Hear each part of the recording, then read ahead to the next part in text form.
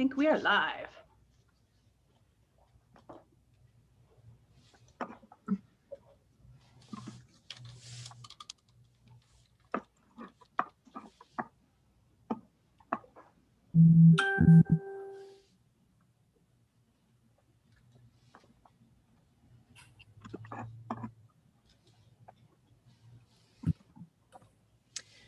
We'll get started in just a couple more minutes.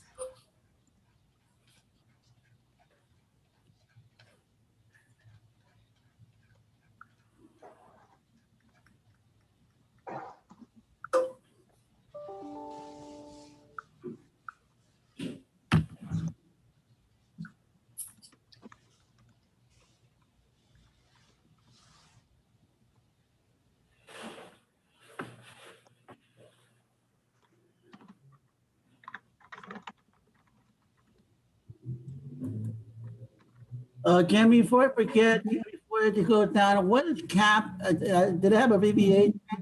CAMP, C-A-M-P, stand for?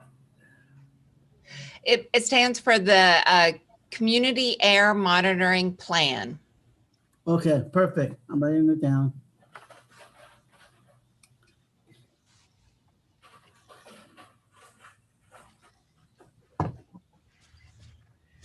My goal tonight is to go slow enough so that Douglas and Mark can keep up easily.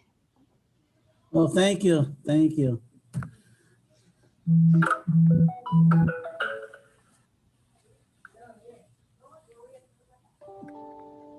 Can you zoom in just a smidge, Jamie? There we go. Yay. That was way more than a smidge.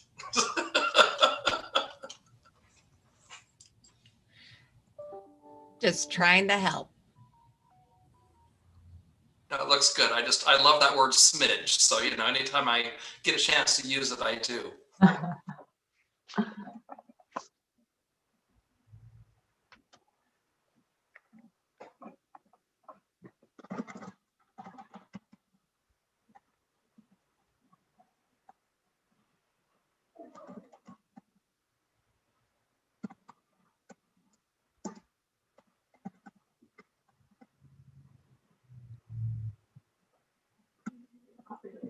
Okay, sorry. Oh my God.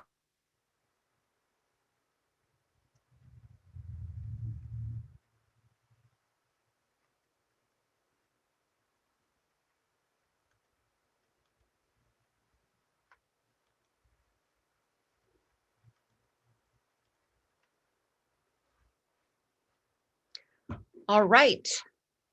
It's 5:01, so we're going to get started. I assume that there will be a few more people that come on the line, but just to remind everyone, we are recording. This is the Stockton Community Steering Committee Air Monitoring Subcommittee. I want to welcome everyone. Thank you for taking time out of your Thursday evening. I also want to apologize that we did not get the agenda out in advance. We just kind of put it together today, and it's really very simple. So hopefully everyone's on board with that. We'll be jumping into that. I'll be turning it over to our team here in just a few minutes. But we did have a couple of comments, and one being from Ned. And I wanted to just, first of all, apologize because I do not think that we have done a very good job of explaining kind of where health data fits within all of this. So I hope Ned is there and able to hear what I'm saying. But the first thing I want to show everyone is that if you've submitted documents for the camp, as you'll recall, we've been dealing with this, with the camp for, goodness, going on 6 months, 10 months. And if you go to the Stockton community page, there is a doc submitted by committee right here.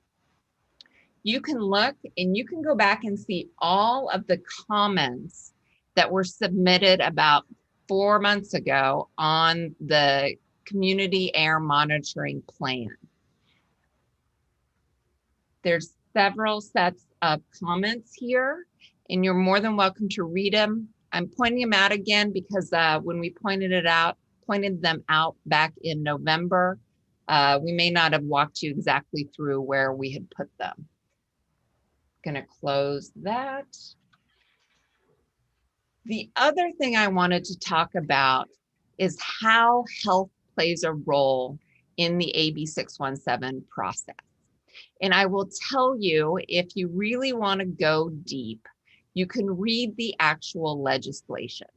The AB 617 legislation specifically talks about the goals of the program being to reduce criteria pollutants and air toxics, and that by reducing those pollutants, you will benefit the communities because those communities will have fewer of those, less of that pollution in them.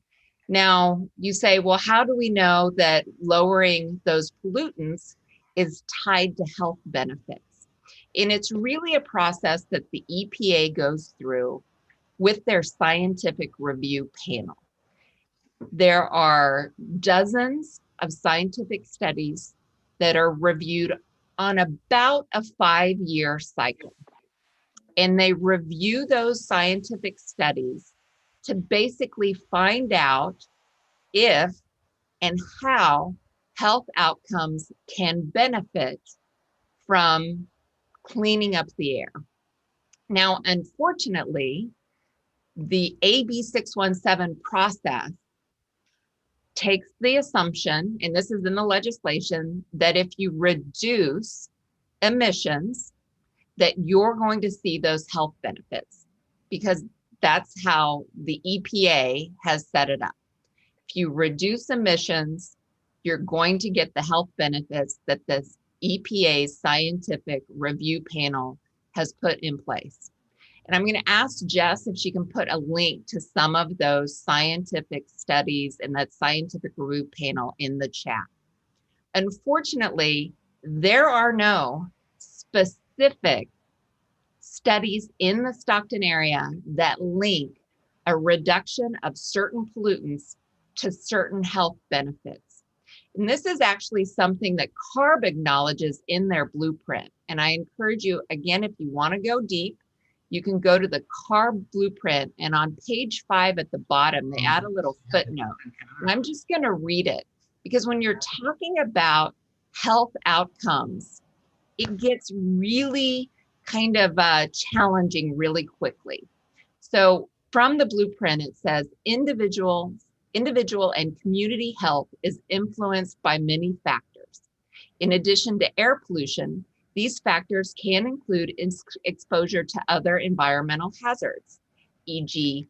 drinking water contaminants, tobacco smoke, also individual level vulnerability, e.g. diet, genetic factors, as well as structural determinants of health, such as neighborhood poverty, racial ethnic segregation, violence, access to food and healthcare, and lack of green space. While there is some studies, one in particular that Kevin Hamilton mentioned that was done in Fresno about a connection between health and air pollution, there is no firm data that we have for Stockton. Because that, we have put broad data in the SERP linking improvements based on some of the EPA's studies. So with that in mind, I know it's challenging. I know there's a desire for more health studies. The good news is that CARB is focused on this, and there are plans to do some of these health studies, but they will take several years. And we cannot wait several years to see what the results are to put them into our SERP or our community air monitoring plan. And I just want to apologize. I don't think that we've done a very good job of explaining that the studies just don't exist for Stockton right now. You know, and the way that AB 617, the legislation is set up, it's focused on reducing emissions. So I want to say I'm sorry that we didn't make that clear. I know it's been a hot button issue with Ned. We are focused on reducing emissions. We're focused on monitoring as much as we can, with the hope that this data can actually help with some of these studies that CARB is planning to work on. With that, I see there's some chats. That's great. I'm going to go right into who's up first? John Klassen talk a little bit, and then he can give his presentation. I'll see if there's anything I can respond to in the chat. But John Klassen, you are up. Yeah, that's fine. All right, thanks, Jamie, and thanks everybody. Great to see you all here tonight. Thanks for the time to talk about air monitoring with the subcommittee here. Jamie, if you want to stop your share, I'm going to share something in just a second. Thanks. So just first of all, before we get into the exercise tonight, I think it's good just to have a little bit of background again to remind ourselves of the work that we've done together so far to get to where we are in developing the network for the community air monitoring plan for Stockton. So just want to thank everybody again for all of your involvement over the number of months in building up this plan together. Going back to the process that we've done so far, and I won't be too long with this, but in May of last year, we first talked about community air monitoring for Stockton and what that could look like. In June of last year at our meeting, we got some great feedback from all of you on the subcommittee here and the full committee on sources of concern in Stockton about what is concerning you with pollution in the area. And that led to our July meeting, and we built upon what we did in June, where in July we got feedback from the committee on where air monitoring could be located throughout the Stockton community based on those concerns that we laid out in June. After that point, we were able to develop, and let me share this here. We developed this map, and this map was based on getting that feedback on from you all on where air monitoring should be based on the concerns that you brought up. Let me just change the display here.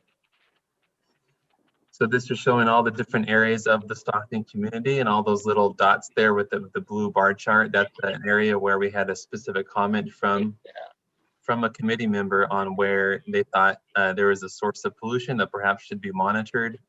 So by looking at all the different comments we got through this process and clusters of the comments, we're able to place monitors in these different areas as an initial design of what this could look like, which is shown on this map here, showing where we would do PM 2.5, where we would measure more pollutants, and where we would place the most comprehensive air monitoring trailer.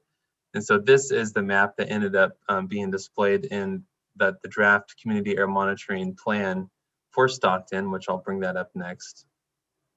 And that was in this document here, which you've probably seen. In our document here, we have the same map here, which we discussed again at the August meeting. We brought this up and we showed this to everybody about the design that we're working with based on the feedback from July. Got some great feedback there. In August, the same month of last year, we got approval from our governing board to purchase the equipment to do this design right here, to be able to implement this plan.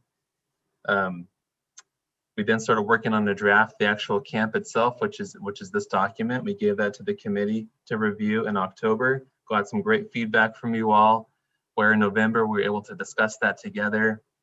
Through that feedback, we updated the camp document, and we discussed that at the November meeting. And at that meeting, the full committee looked at this design here and voted to approve this network design and move forward with where we're going to place monitoring equipment, what we're going to monitor where. And so that's what we're planning on. Just last month, we got the equipment finally in-house. We made the order at the end of last summer, and we just got the equipment now just last month. So it's now available, ready to implement and get out across the community here by this design. So that leads to where we are today. Here we are in February. So we have these different areas where we want to place monitoring equipment and what we want to monitor. This is what's recommended by the committee. So now we want to get some direct feedback from the subcommittee on within each of these different zones, A, B, C, D, E, F, and G. Is there a specific location that you think that equipment should be placed? If it's at a school, that's great. we've already had some specific recommendations to place monitoring equipment at schools, like Washington Elementary School has been a specific request. We want to go through each of these zones one at a time, which Chai and Brad are going to lead us through, and get that feedback from you. If there's a specific school you think it could be placed at, that's great. If there's another place as well, you might have 2 or 3 different thoughts on where it could be placed, but we really would like to walk away with a priority location for each of these zones, so we can go forward and move forward with getting lease agreements in place and getting equipment put out there. So before I pass it to Chai and Brad to take us through this, just about schools in general, schools are a great place to put these. We have a lot of equipment at schools in Fresno and in Shafter. They're often secure, access to power. It's also a place where kids are, of course, so you're able to take measurements where there's exposure of where kids are, so people would want to know that anyways. It's also great for schools to have for student education, where kids can see this data being collected at their school. It can help with different science classes they may be taking. So it's a big benefit in a lot of ways to have equipment at schools. And I just wanted to note that Marcus Sherman and Gil Rosas from Stockton Unified are here at the meeting tonight. So they're here to hear the feedback about different thoughts on what schools could be chosen to place equipment at. So thank you both for being here, and feel free to let us know your thoughts too as we hear some feedback from the subcommittee on different locations. So I'll go ahead and stop sharing my screen, and I won't say any more, but I'll pass it over to Chai and Brad, who can walk us through this exercise and go through each zone at a time here and get your feedback on where you think we should be placing the equipment. All right, thank you, John, and good evening, everybody. Thank you for taking the time to be here tonight. I know everyone's extremely busy, but this is really important. Here, and so as John had mentioned, I'm going to be going through each section by section, and Brad will help place in the potential locations where you feel that we should place these monitors. And so, could you get the share your screen, Brad? Sorry, certainly. Just want to make sure everyone can see that. Okay. Yeah, is everything up? Okay, yeah. All right, so so what we have in here is we have the general location of, can you zoom out a little bit on that? Yes, certainly. There we are. So as you can see there on the yellow, those are the general locations that John had shown earlier, as far as the type of monitors and the pollutants that we're looking at based upon your suggestions, what needs to be monitored, and the necessary type of equipment that we need there. So those are the general locations. As you can see there, there's a trailer in nearby the Washington Elementary on section B there. And then we have real-time PM 2.5 monitors throughout, along with the compact air monitoring system, 2 of them as well in the section C and G, where they're measuring real-time PM 2.5, black carbon, NOx, SO2, and VOC. And then in section A, we have the real-time PM 2.5 monitor and also VOC sampling there, because you had some concerns with the nearby fabrication shops in that area. And so there's some VOC concerns there. And in section D, when we started this whole conversation, CARB was, there was a discussion of CARB moving that monitor, but that has been addressed now, and they are not moving their monitors. So, so that's going to be really good for us as well, because that site has real-time monitoring of PM2.5, real-time monitoring of PM10, ozone, NOx, and CO. In addition to that, that site is also taking samples to speciate both VOC and also particulates. So basically, really the toxics like benzene for VOC, or for like particulates, you would have like hexavalent chromium. So it's doing the sampling for that, and has been doing that for a while. So that will stay there, and we'll provide the air monitoring information that we need. So I'm going to start off with section A, and we'll just go section by section on this one. If you could zoom in onto that, Brad. Oops. Yeah, I'm just going to collapse the window right there. We do have the legend at the bottom there too for people to. Yeah. Okay, that's great. And so, again, the committee, in talking to you, you had mentioned that as far as locations that you would like it at the schools because of what John had mentioned earlier. So we went ahead and I think we've identified all the schools in here, but if there's another location or another school that we may have missed in here, you can let us know. And if there's another site that you would like to have the potential monitor at. And so we're going to start with placing the monitors in this section here. What we're thinking of is we could have like a couple potential sites. And then if you have, and then if we agree that there's one where you would like to prioritize, then we can put that in there. And then once we go out and take a look at the site to see what the feasibility is like for placing that monitor, then we can look for that. So in this area, we have a real-time PM2.5 monitor and also a VOC toxic, VOC sampling, basically to, it's not a real-time monitor. So basically it just sucks in the air for 24 hours and that gets sent off to the lab, and then they'll do an analysis of that to tell us what components of various pollutants are in there, and it'll take like a month or two for us to get that data. And so these are the 3 school locations. Now, do you have any thoughts on any of these? Is there like a main location that you would like this to be located at? And just so you know, I think we're a small enough group. If you want to just kind of jump in, we can do that. And you can also raise your little blue hand. Little blue hand.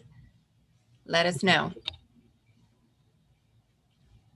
I don't see any little blue hands.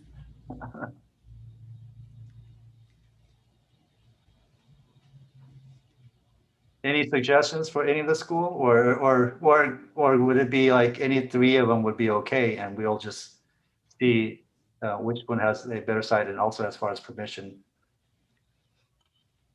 If you're good with us reaching out to all 3 to see who has the best, most secure site, if you just want to give a little thumbs up or a little, oh, we got a hand raised. I got a hand raised. I knew I'd get hand raised. Jonathan, you're up.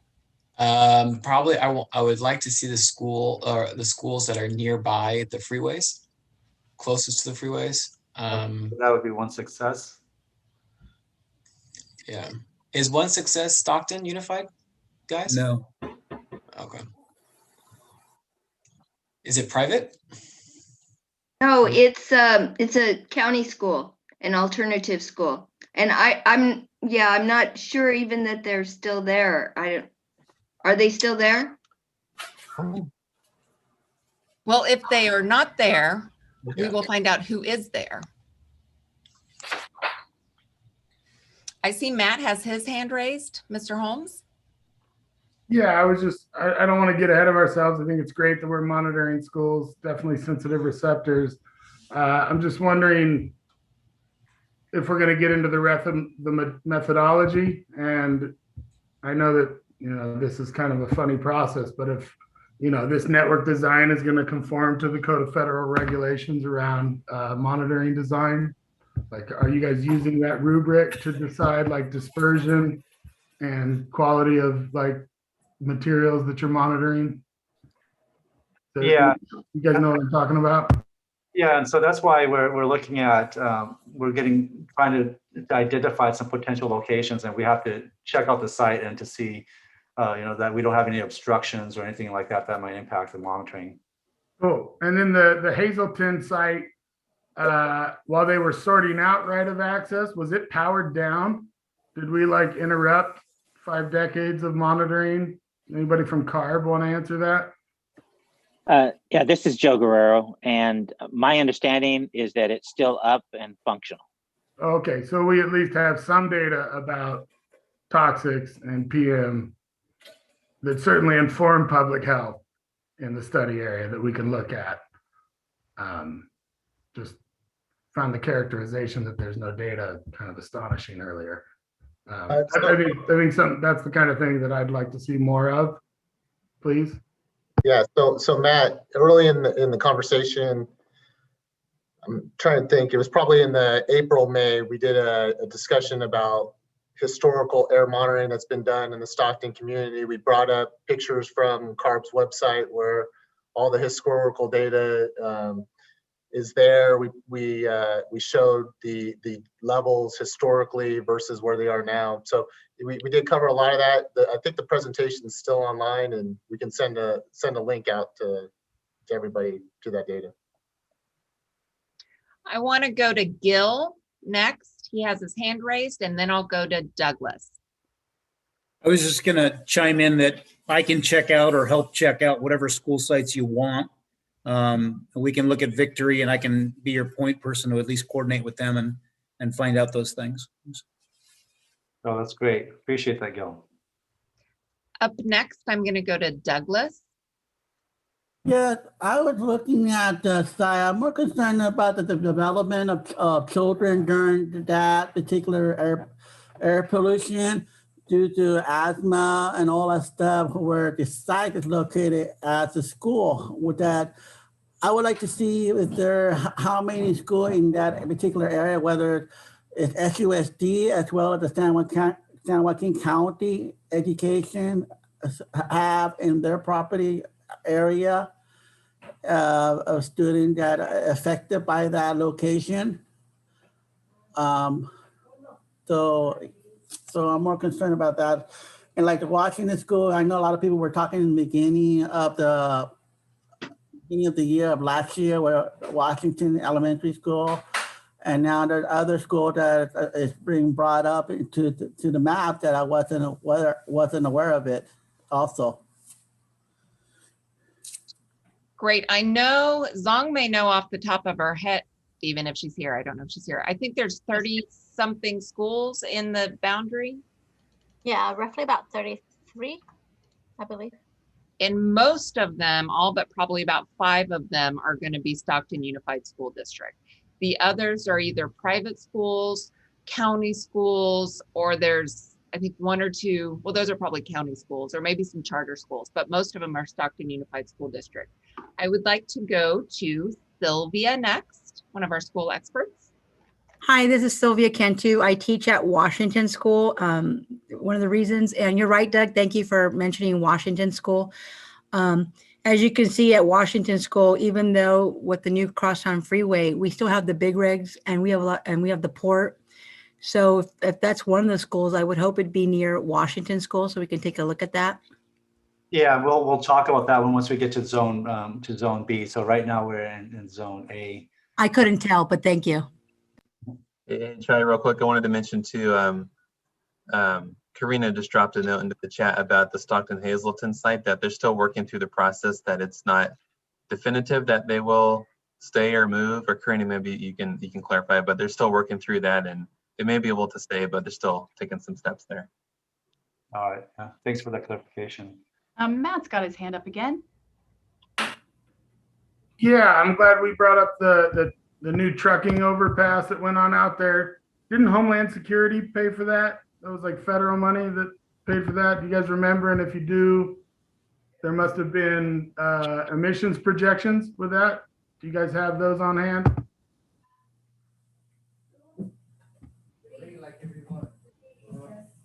Are you talking about the Navy Drive Bridge? Oh, yeah, that's right. Sorry, I was on mute.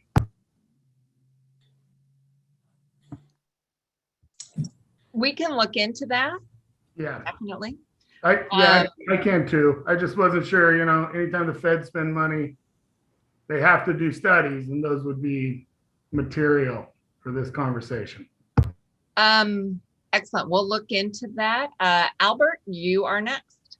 Thank you, Jamie, and good afternoon, everyone. I just want to make a comment and then just take a quick brief moment to ask a couple questions. One, just grateful really for all the good work that's being done by the district and of course all the stakeholders that are just helping move this camp plan along.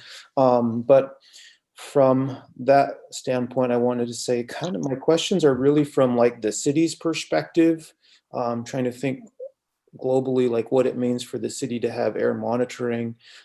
We've been exploring not just what it means to have this plan, but also looking at sort of what types of sensors and resources or databases are out there that give like a citywide air monitoring data set or information.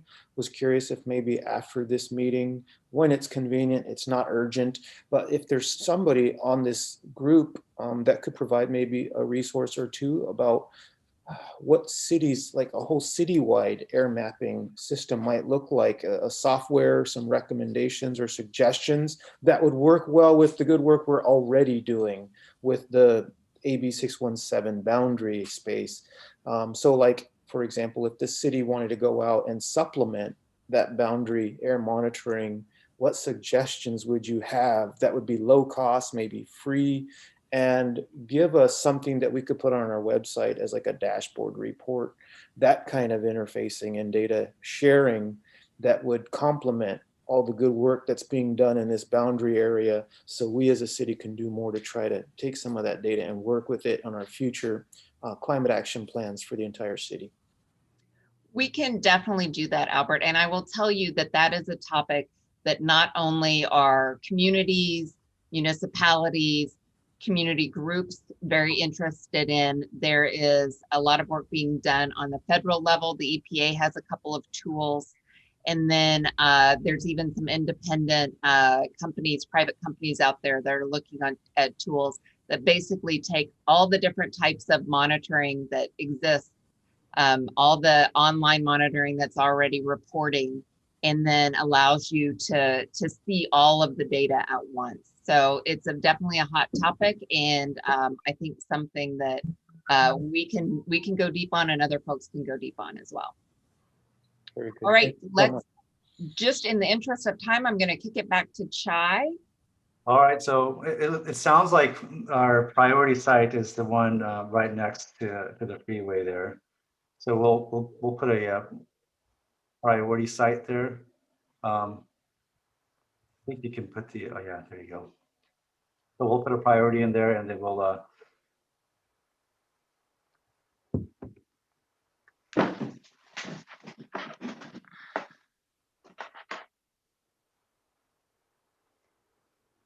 Just while he's typing this in, be aware that all of these little maps we do put on the website, usually within a day or two after the meeting. If you want to go back and visit, you can see both the one that was done, back this past summer, or we'll have this one up too. Chai? And I'm also thinking that if we don't get it there, would everybody be okay with the other second one that's just right above that as well? We want to add that as a potential second backup in case we're not able to put it. Hey, Brad, can you scroll back up to A again? Certainly. Oh, thank you.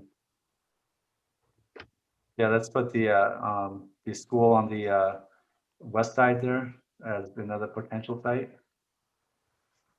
Got a question from Jonathan Chai. Oh, sure. Would we be able to use or have community residents host a site?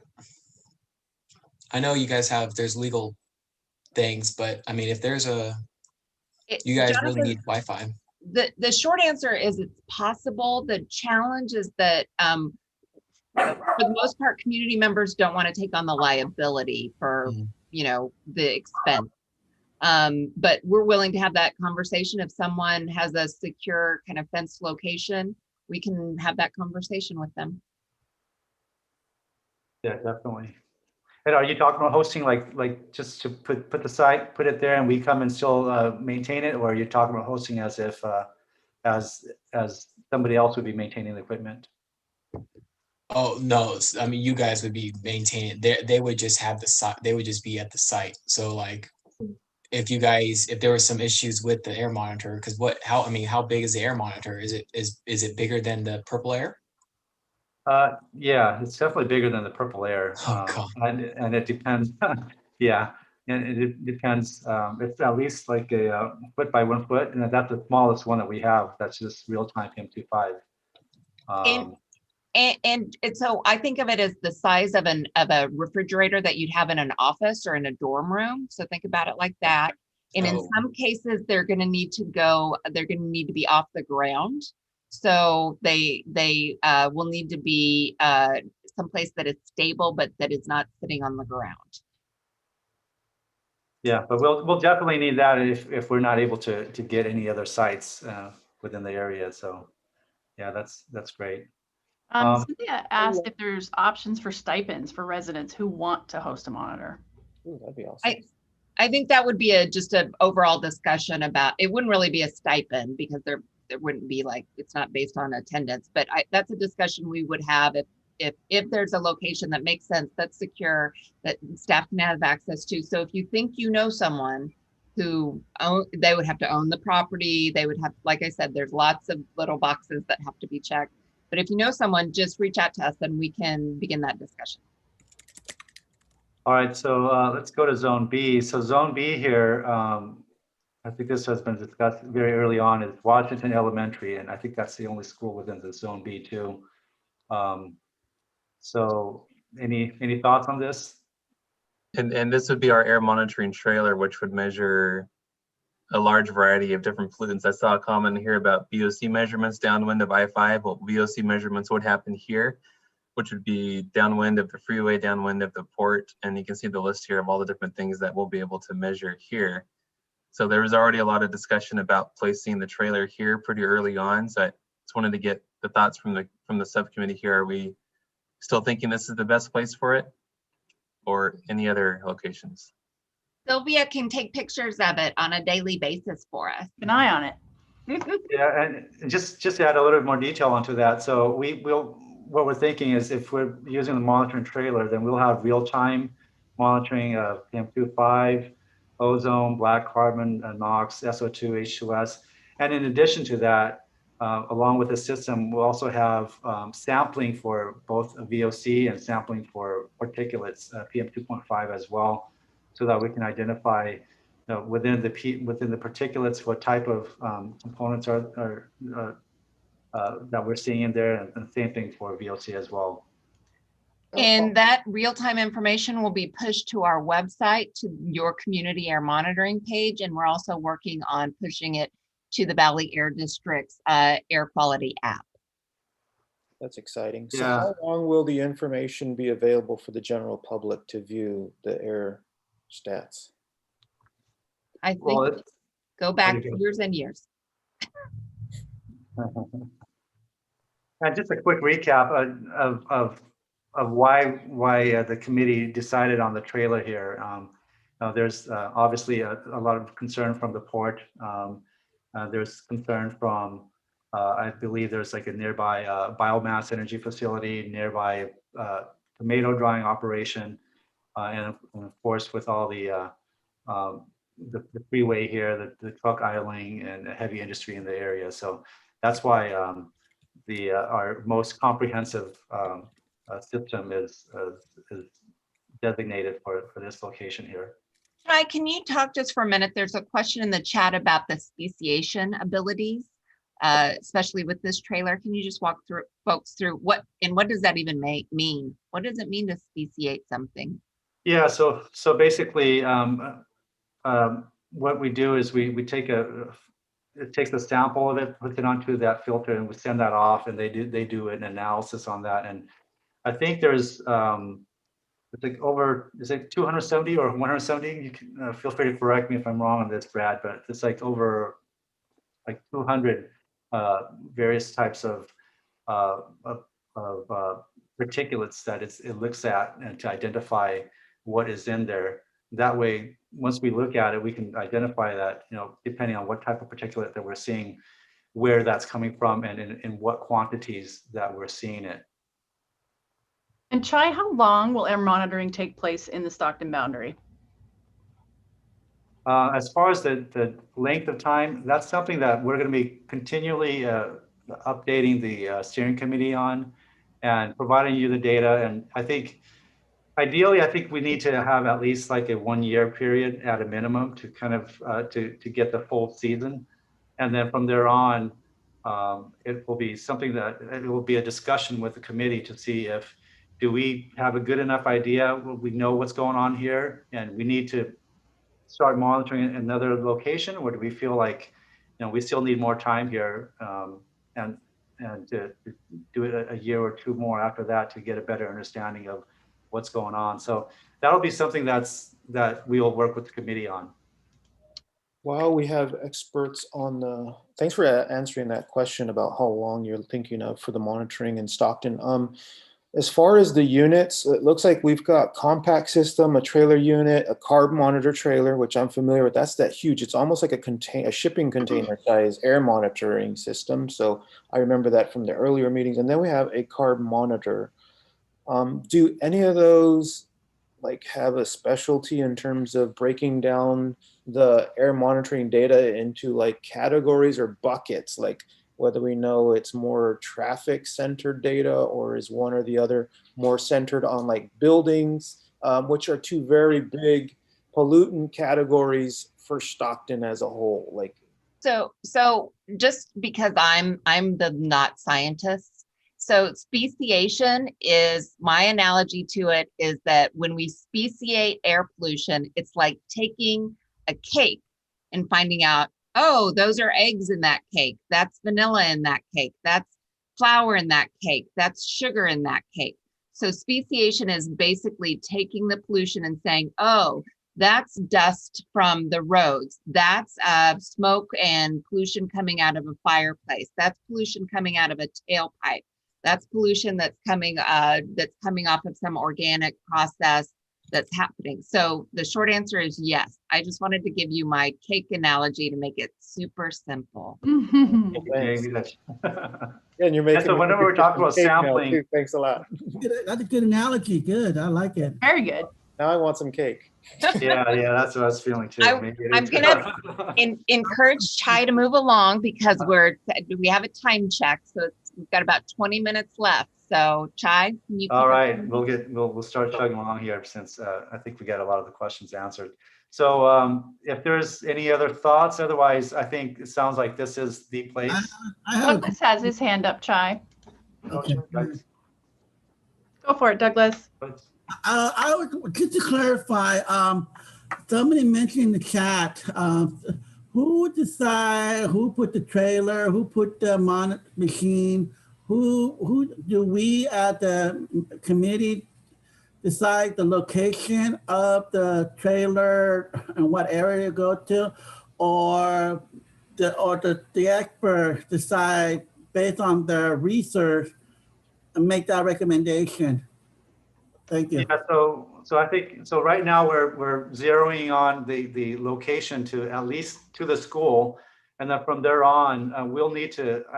There's going to be a lot of variables on this as far as where can we place it at the school where it's not going to cause any problems for their normal day-to-day operations. So that will dictate where that's going to go. Where will we have power access, and then also we want to put it at a place where we're not going to have obstructions of other like walls or trees or other things that might obstruct our readings as well. I think the simple answer for Doug is, so Doug, going back to when we did those exercises and we looked at these different zones and the people talked about what the sources of concern were, we took that information and we said, okay, what were the sources and then what monitors would capture that? And so that's why we're saying we recommended these locations, these specific locations for these different types of monitors. So we did do some of that analysis based off the feedback that we got from the steering committee members based on the sources of concern. So that's how we got the specific monitors for these different locations. So yeah, it was based on the feedback that we got from the steering committee members and their experiences in those areas. Map, Ryan, just drop that map into the chat for us. Just take a look at it. So now we're just trying to pin down what we think would be the best locations to when you take in all these different factors. We definitely wanted to make this a process where we talked with, because there are locations that are relatively close to one another. So there is some opportunity to kind of narrow it down, isolate it a little bit more, and wanting to hear from the steering committees, because they may know certain things about those schools. Like, I don't think that would be a good one for this reason. We think it would be better at this other school, or other information as well. So you mean, so basically what you're saying that the community that lived in that particular area will know better than what the other people think that may not be irrelevant to what they're speaking of? To clarify? Douglas, we're going to rely on you and residents like you Mhm. to continue to refine this process. Oh, okay. All right. Thank you. Yeah. Mary, you have a question? Yeah, thank you. Thank you. So I thought that, back when we did this exercise before and, things got moved into a certain location, that from that point, there was going to be, outreach to potential property owners in those areas to obtain permission to go ahead with the install. So what I'm understanding now, I'm not 100% sure, but has there been any agreements made by any property owner for any of these monitors to be located on their property? So we have not done that yet because we want to bring this back to the community, to the steering committee to take a look at and to see all the various potential locations where you want it, exactly where you want it. And then we will go and talk to the schools on these specific locations. And if we can't get it, or if these specific locations may not be ideal, then at least we have the alternatives to go to on this one. And part of the reason was, Mary, we had heard from several of the steering committee members that, one of our focuses should be on putting these or trying to put these at schools. Right, and then it was my understanding that Stockton Unified, when, looking at for the car monitor, was not interested at all and rejected it. So I'm just wondering, we have, representative here today from Stockton Unified, and is the district willing to have these monitors be placed on the property, and how will that interfere with the filters that the district said that they were going to be, or not the filters, rather the monitors that they said that they were going to be putting on every school site? Who at the district, I'm not aware of who at the district said they were putting monitors out. That was one of the letters that went out in regards to air quality and modifications related to the COVID. Well, I don't know what you're talking about as far as what went out. I can work district. I am also a licensed heating and air conditioning contractor, so I understand how everything works, and I can coordinate on a site if that's in fact what the steering committee wants, and I can make sure that we find a spot on the site that they need to use. Awesome.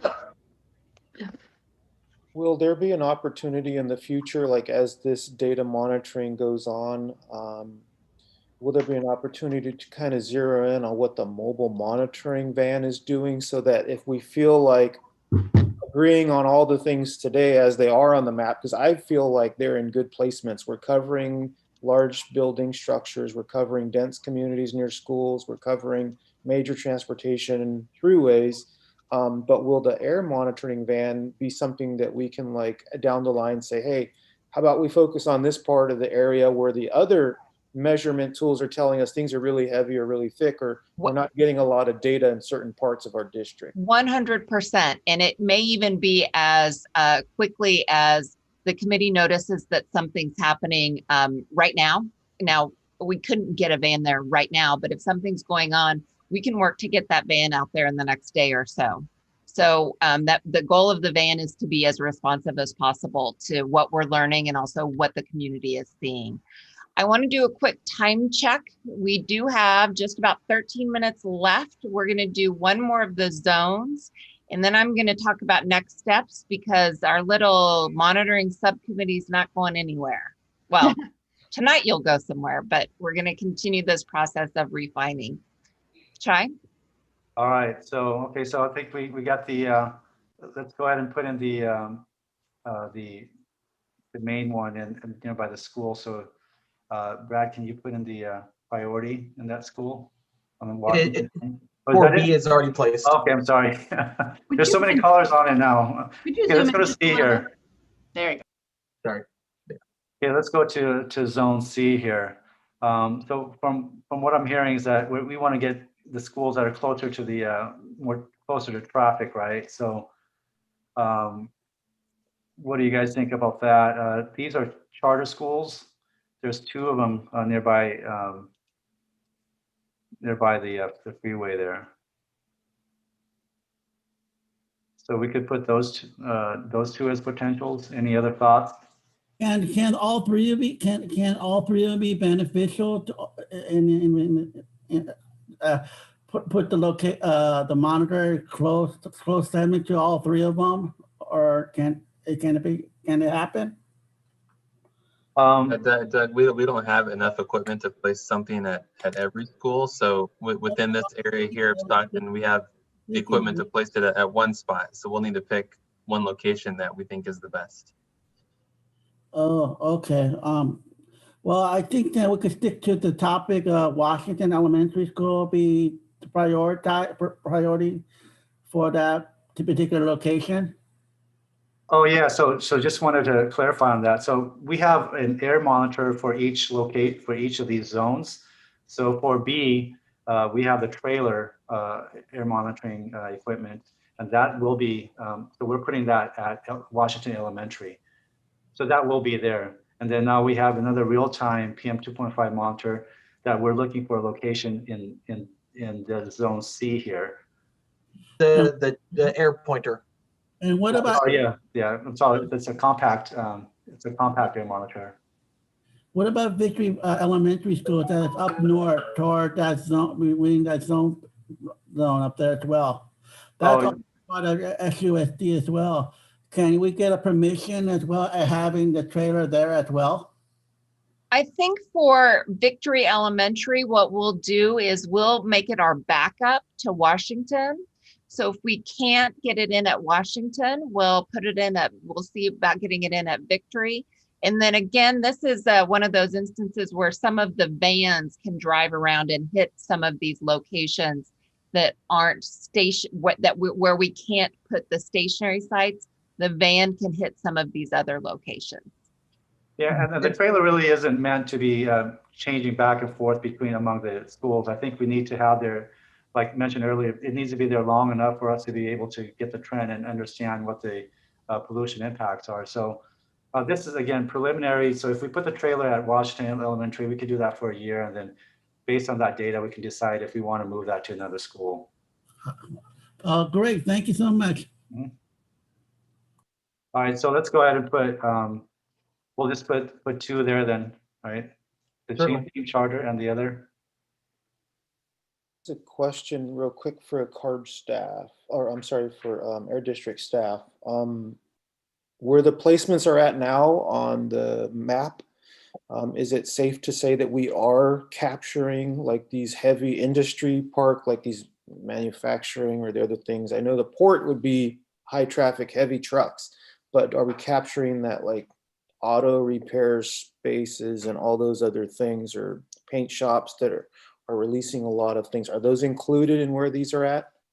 Yeah, so that is so Albert, it's a yes and a yes, if that makes sense. So we're finding a balance between putting these monitoring sites near the heavy industry, also where there are people. So we want that balance between what we call sensitive receptors, where people will be exposed the most to this pollution, and also where we think the pollution is coming from. I do want to point out, and I want to thank Jeff.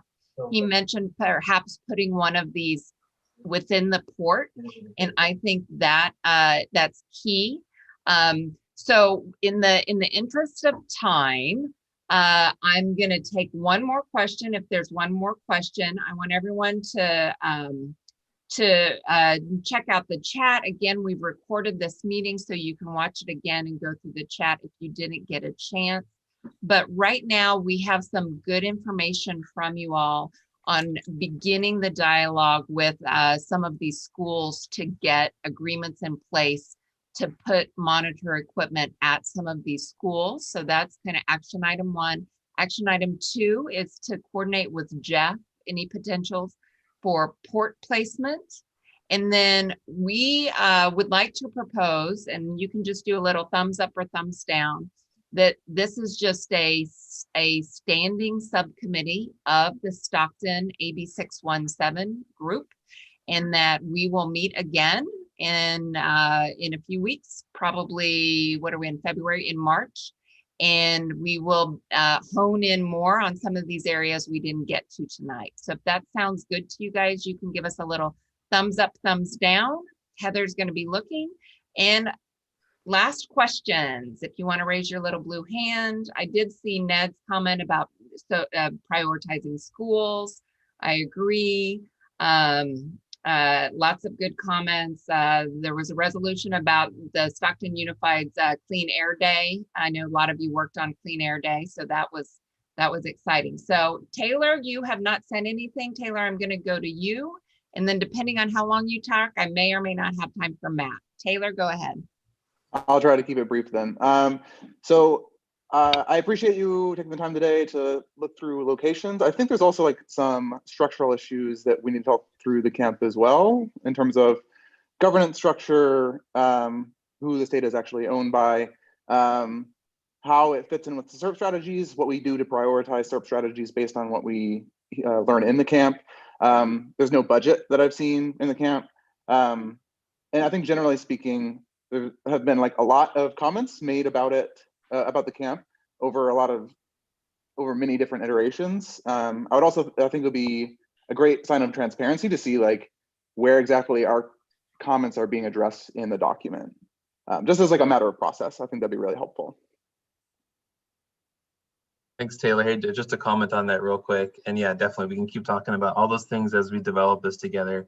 But on the Stockton air monitoring website, there is a version of the camp that has some changes to it based on some of the comments that came in from the committee here. So you can take a look at that, as well as a response to comments document where we had all the comments that came in from the draft camp that we put together, had some responses there. Then alongside that is an updated version of the camp and track changes showing what we've changed in response to those comments that came in. So if you haven't seen that, feel free to dig into that and let us know if you have any questions. Great, thank you, John. Thanks. Matt, you're up.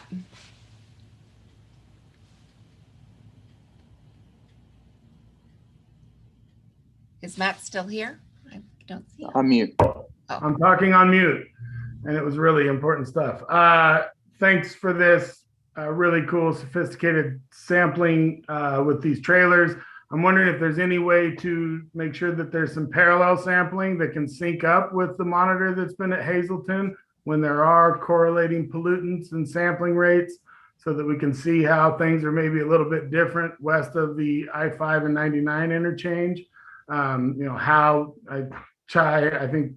we set this up over there at Washington could be a little more meaningful if it has the same rhythm as what's going on at Hazleton.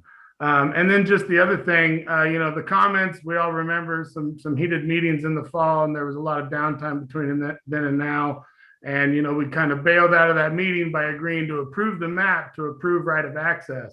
And I think I'm not alone when a lot of people are surprised to hear, the equipment procurement, but that we still don't have sort of right of access nailed down. So just preparing everybody for that being a shift or a dissonance between our mutual memory. We approved a map and right of access. That was really clear language in that discussion. And I guess maybe procurement had already happened before that, which would then get to the bottom of what were we really discussing in that meeting. And just to try to protect this idea from when it has to go in front of Sacramento and then asking, how much were we involved in authoring this? Because they have to ask us those questions, and I'm probably gonna have no choice but to tell them the truth. So drilling down on the comments, like Taylor said, not just putting the comments on the website, but showing how they inform this, I think is some sort of important ritual that we should all work together on. Yeah, and I just want to, point everyone to all of there was quite a bit of process that happened back last June and August, and I don't want to minimize all that work that these community members, you guys did a lot of work back then. So, you know, you can revisit some of that documentation if you didn't make it, if you weren't at those meetings. But I also want to raise them up because I know they put a lot of work in, and that they, some of what you just mentioned, they actually, while you maybe didn't get to put your stamp on it, they definitely did. So I don't want them to be left out. We are going to continue this subcommittee and this discussion ongoing. So I'm excited that that we've got it started. The goal is to have another meeting at the end of March. And you are welcome to spend all your time looking at camp documents from way back when, but I want to remind you all that SERP comments are due, your favorite free time activity, looking through a 200-page document for fun. Mary's holding hers up. We would love those comments. Heather, do we have any members of the public who have questions or comments? We don't, but I do want to point out a great suggestion by Marcus from Stockton Unified. And thank you, Stockton Unified, for being here tonight. We really appreciate your time. And he had a suggestion for Zone D, so I just wanted to point Chai to that. Okay. And no, we have no public comments. Cool. All right. Any last words? Ryan, you haven't said much, so let me let you have the last word. You're very, very kind and very generous, Jamie. And similar to John, we're very thankful for everybody who's taking the time and providing really great comments and input and thoughts into developing the community air monitoring plan. And definitely want to thank the members of Stockton Unified for you know, these after hours and being here and understanding the importance of the AB 617 program and the benefits that the community air monitoring will have for hopefully not just the residents, but also Stockton Unified. And so very thankful. So thank you all. Thank you all. I hope you all. Was there someone else? Is that me? Was there something else? Okay, I'm just getting an echo. Thank you all. It's 6 o'clock. You all go enjoy your families and your evenings. Take care, everyone. Thanks, everyone. Have a great weekend. Thank you all.